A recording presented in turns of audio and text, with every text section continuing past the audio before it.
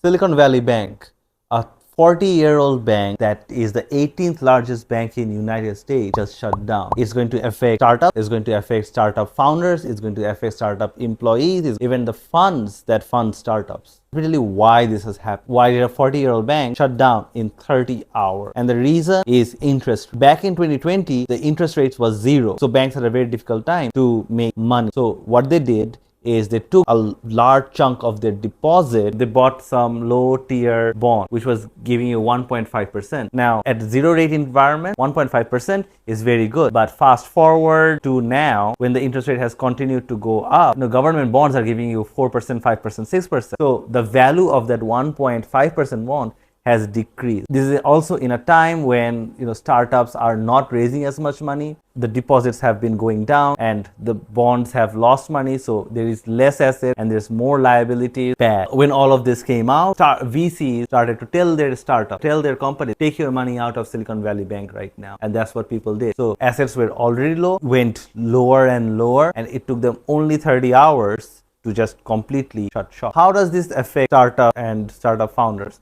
It affects them because most startups, when they raise money, they put it in Silicon Valley Bank. Founders sometimes take loans against, their equity. And this is something a Silicon Valley Bank also provides. Since employees get their salary from SVB, so employees will also be affected from this startup. Even funds who raise capital from their limited partner, they park that money in SVB. In this time, even the funds can't help their startup because there is just going to be an overall liquidity crisis. So what does this mean for you? If you're in Bangladesh, it doesn't probably affect you right now, but there is a lesson in all of this. Don't park your money at one place. Even if it's your personal money, don't have just one bank. Keep it in multiple banks, in multiple different places. If you run a company, don't have one bank account. Keep your money in multiple places, in multiple bank accounts. This is important for Black Swan event, exactly like this. Banks are not always safe, even if a government is behind it. So be responsible for your own